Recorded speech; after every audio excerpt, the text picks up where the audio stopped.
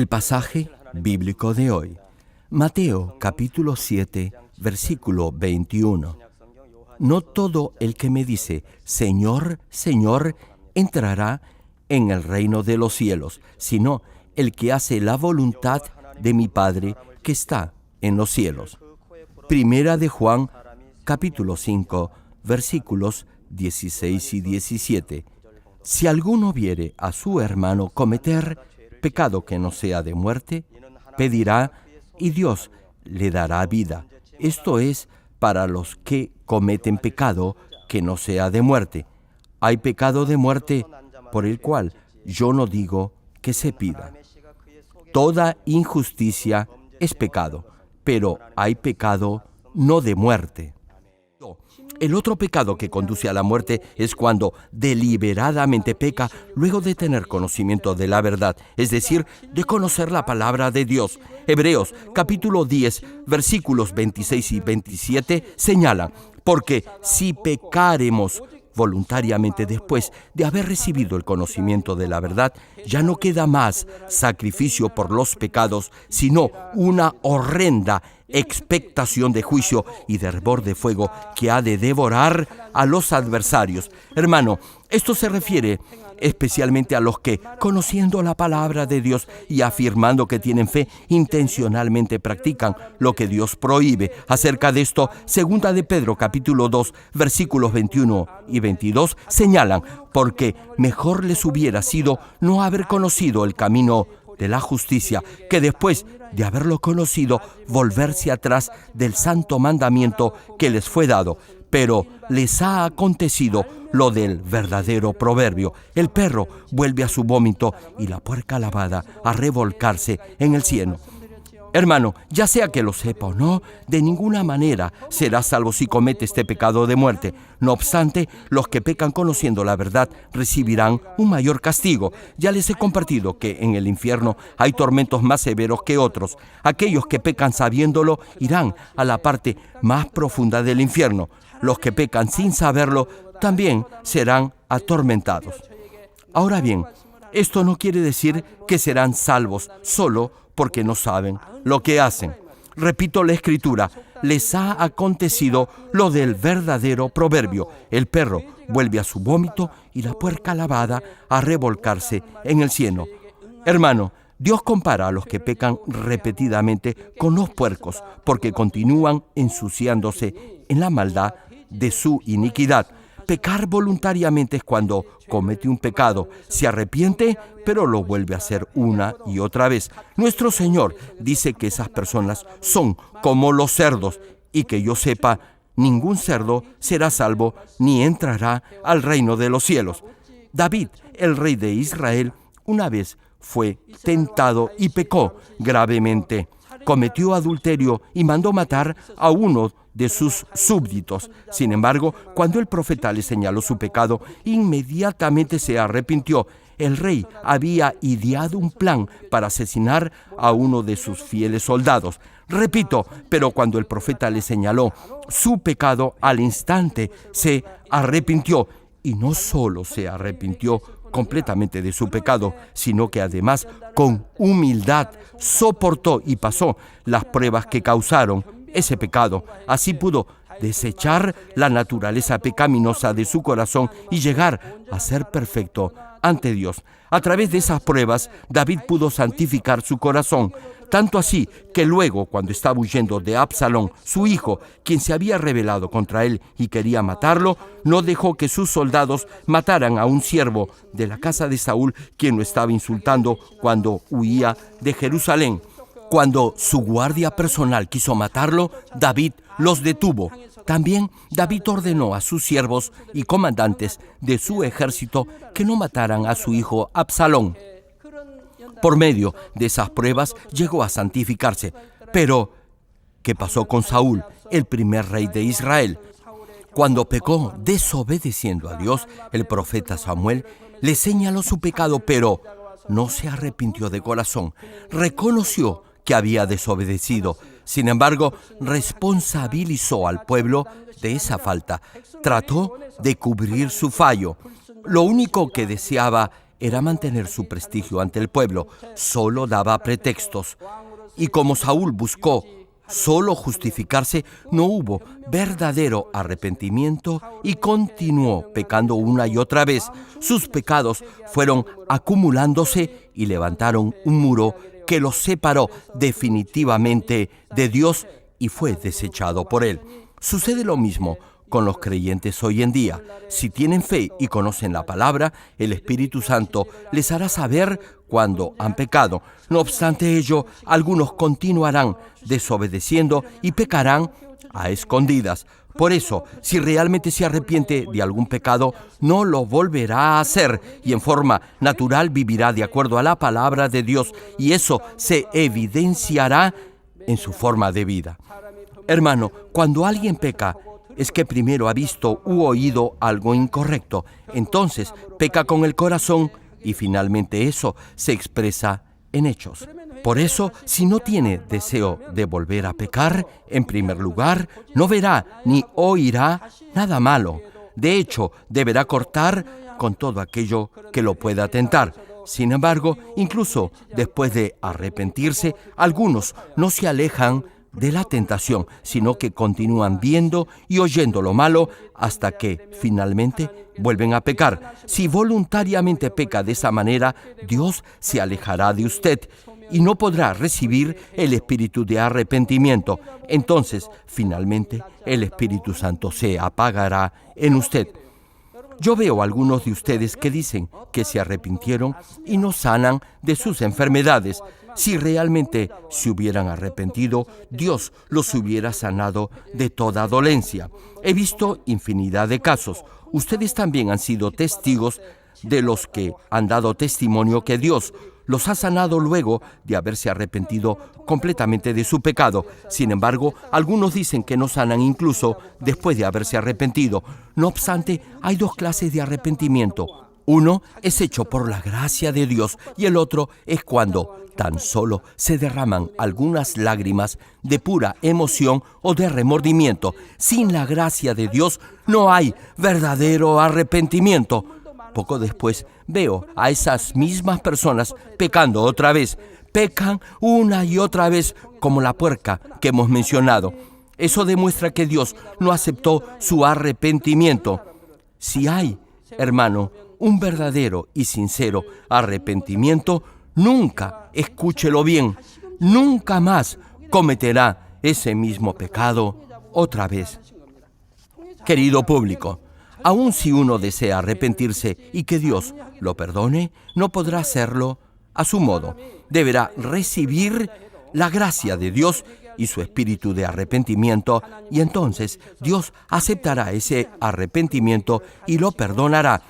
Como se lee en Éxodo capítulo 32, versículo 33, que dice: Y Jehová respondió a Moisés: al que pecare contra mí, a este raeré. Es decir, Dios borrará. Continúa el pasaje: yo de mi libro, es decir, del libro de la vida. Hermano, si no se arrepiente y no derribe ese muro de pecado ante Dios, su nombre será borrado del libro de la vida, aun si ya está escrito en él. En Apocalipsis también se menciona que Dios borrará su nombre si peca y no circuncida su corazón. Asimismo, en Primera de Tesalonicenses, Dios manda despojarse de toda forma de maldad y no apagar el Espíritu Santo. Hay muchos pasajes en la Biblia que se refieren a borrar los nombres del libro de la vida. Sin embargo, si comete un pecado de muerte, no podrá recibir la gracia para arrepentirse y Dios se alejará de usted. Y solo le quedará esperar el día del juicio final. Lo exhorto en el nombre del Señor a que nunca cometa esos pecados que conducen a la muerte. Esto no quiere decir que puede cometer pecados que no llevan a la muerte. Si hace cualquier cosa que lo pueda separar de Dios, aun si eso le parece insignificante, no podrá ser lleno del Espíritu Santo y muy probablemente será tentado por Satanás. Es el camino para cometer los pecados que son de muerte. Hermano, ser salvo es el inicio del proceso para santificar su vida, no es el final de la senda. Deberá limpiar su corazón de toda forma de maldad o no podrá ir a la mejor morada en el cielo. Por eso deberá continuamente despojarse de todo pecado y así llegar a ser verdadero hijo santo y perfecto de Dios, completamente santificado. Hermano, los hijos de Dios tienen que luchar y resistir contra el pecado hasta el punto de derramar su sangre y así desechar toda forma de maldad. Así podrán recuperar la imagen perdida de Dios. Si refleja en su forma de vida la palabra del Señor, entonces Dios intervendrá en su diario vivir. Un diácono me compartió su testimonio. Me dijo que antes asistía a otra iglesia. En ese tiempo solo asistía a un culto el día domingo y luego salía a divertirse. No obstante, luego vino a la iglesia Manmin. Oyó la palabra de Dios que decía que debía consagrar todo el día domingo al Señor y la cumplió. Venía a los 2 cultos y dedicaba todo ese día a Dios. Le prometió a Dios que nunca dejaría de guardar el día domingo. Y así fue. Y Dios lo bendijo y lo protegió a él y a su familia. Sucede lo mismo con el diezmo. Este hermano nunca daba el diezmo completo. Entonces, Dios comenzó a intervenir en sus finanzas. Después de oír la palabra de Dios, se arrepintió y comenzó a dar el diezmo correcto, y Dios lo pudo prosperar. Hermano, si está haciendo algo equivocado, Dios intervendrá en su vida para bendecirlo. Cuando Dios interviene en su vida, es muestra de su amor. También en la carta a los Hebreos se señala que debe resistir el pecado hasta la sangre, pero si no lo hace, entonces Dios lo disciplinará. La pregunta que se debe hacer es, ¿a quién corrige Dios? Dios disciplina a sus verdaderos hijos. Si Dios no lo reprende aun si peca, eso significa que no es hijo de Dios. Por eso Dios no lo corrige. Si Dios lo ama, intervendrá en su vida. Si hace algo equivocado, Él lo corregirá para que pueda enmendar inmediatamente su forma de vida. Pero primero, la disciplina será leve. Será solo para que se dé cuenta de su pecado. Sin embargo, si no se corrige y vuelve a pecar, entonces la reprimenda será un poco más fuerte. Y si aún así no escucha por tercera vez, entonces Dios alejará su rostro de usted. Como no ha hecho caso después de 3 advertencias, Dios se alejará de usted y ya no intervendrá más en su vida, incluso si no viene al culto el día domingo o no da el diezmo completo. Hermano, no debe llegar a esta situación. Si Dios interviene en su vida, es muestra de su gran amor.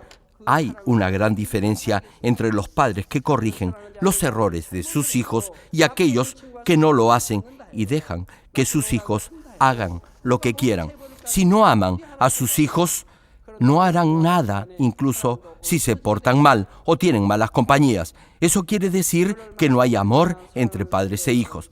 Termino el mensaje. Amados hermanos en Cristo y estimado público, al inicio de nuestra iglesia, en la reunión de oración, Dios me hizo saber de antemano que un hermano iba a caer en pecado. En ese momento, solo éramos unos cuantos cientos de personas. Por eso, Dios me decía lo que iba a suceder con los hermanos. Este hermano estaba viviendo una buena vida de fe. Asistía al culto los domingos y también a la vigilia de los días viernes. Sin embargo, Dios me dijo que iba a ser tentado para que creyera que no debía consagrar todo el día domingo al Señor. De hecho, de un momento a otro, dejó de venir a la iglesia. Cuando algunos hermanos lo visitaron y le preguntaron por qué había dejado de venir a la congregación, les dijo que había escuchado que se podía trabajar el día domingo y que por eso prefería ir a otra iglesia. Quería ganar dinero el día domingo y llevar una cómoda vida cristiana. No quiso que nuestros pastores lo volvieran a visitar. Sin embargo, Le pregunto, ¿es solo la palabra de un pastor en particular o la enseñanza de una iglesia en especial la que le manda que consagre correctamente el día domingo al Señor? Claro que no. Es la palabra de Dios la que le manda hacer esto y deberá guardar este mandamiento si quiere tener vida eterna. Aún así, algunos son tentados por esos deseos de codicia. Por eso cierran sus oídos a la palabra de Dios. Algunos líderes de nuestra iglesia también se han ido. ¿Qué están haciendo ahora? Van a otras congregaciones y también trabajan los domingos. No vienen aún si los invitamos. ¿Saben por qué? Porque quieren trabajar y ganar dinero también el día del Señor, es decir, el día domingo. Hermano, no debe escuchar la palabra de un hombre, sino la de Dios. La palabra de Dios le manda consagrar, es decir, guardar todo el día domingo para el Señor, no solo la mitad del día. Es como un ciego que tratará de guiar a otro ciego y ambos caerán en el mismo hoyo. Pero a muchos le gustan más esas otras enseñanzas que los dejan vivir una vida cristiana permisiva. Hermanos, no deben dejarse engañar. Venimos a la iglesia a orar y a servir a Dios para ser salvos. Y si no lo somos, todo lo demás no valdrá nada. Sería mucho más fácil para mí no predicarles del pecado, sino solo decirles que siempre van a ser bendecidos. Pero si así lo hiciera, muchos de ustedes vivirían igual que la gente del mundo y muchos no serían salvos cuando el Señor regrese. Si les enseñara que pueden hacer lo que quieren el domingo y vivir así una vida cristiana mediocre, vendrían infinidad de personas a nuestra iglesia, ya que aquí se dan muchas señales y prodigios. Nadie se iría de la iglesia, tan solo vendrían y se harían miembros. No obstante, como les enseño a vivir por la palabra de Dios, hay algunos que creen que esto es difícil y por eso se van a otras congregaciones. Más aún, si hiciera eso, el poder de Dios y las evidencias del Dios viviente ya no se manifestarían en esta iglesia. Si no enseñara correctamente la palabra de Dios, sino que me volviera como un ciego guiando a otro ciego, entonces Dios no mostraría más en esta iglesia sus milagros, prodigios y señales. Amados hermanos, nuestro Señor padeció un inmenso dolor en la cruz para perdonarlo de todos sus pecados. Sin embargo, esto no significa que como Él pagó el precio de sus pecados, entonces usted puede vivir pecando. El Señor le pide que viva en la luz, que se despoje de toda suciedad del pecado por el poder de su preciosa sangre y así recobre la imagen perdida de Dios. No solo en el Antiguo, sino también en el Nuevo Testamento, el Señor y sus discípulos, el apóstol Pablo, Esteban y otros siervos de Dios enseñaron al pueblo a no pecar. Por eso, sin los mandamientos que le dicen que debe desechar todo pecado, poco quedaría de la Biblia. Despojarse de toda forma de maldad y vivir de acuerdo a la palabra de Dios es la esencia de la voluntad del Señor. No obstante, no hay ni un solo versículo que diga que puede ser salvo si vive pecando. Muchas veces les he pedido que me muestren un solo versículo en la Biblia que indique que puede ser salvo si continúa pecando. Les he dicho que le daré un gran premio a quien lo traiga, pero hasta ahora nadie lo ha hecho. ¿Saben por qué? Porque no hay tal versículo. Por el contrario, en numerosos pasajes la Biblia menciona que no será salvo si peca. La palabra de Dios reitera una y otra vez que debe despojarse de todo pecado. La pregunta es, ¿qué va a hacer usted? ¿Cuál es su decisión? ¿Escogerá vivir una vida cristiana tibia y mediocre o se esforzará y será valiente? Hermano, debes coger la senda angosta, la puerta estrecha que lo llevará al cielo, aun si al principio le puede resultar difícil. Si realmente conoce y cree en el amor del Señor, vivirá una correcta vida cristiana, dejando de lado y en el pasado todo pecado. Asimismo, si solo ama al Señor y anhela la mejor morada en el reino de los cielos, no le será difícil vivir de acuerdo a la palabra de Dios. Más bien, estará lleno de gozo al hacerlo. Espero que, por fe y con fe, sea uno con el Señor y viva siempre en la luz de la palabra de Dios. Oro en el nombre del Señor para que se cultiven y se preparen como la perfecta novia del Señor Jesucristo y nunca les falte el aceite de la llenura del Espíritu Santo para que así puedan recibir al Señor, nuestro novio, con gozo y alegría.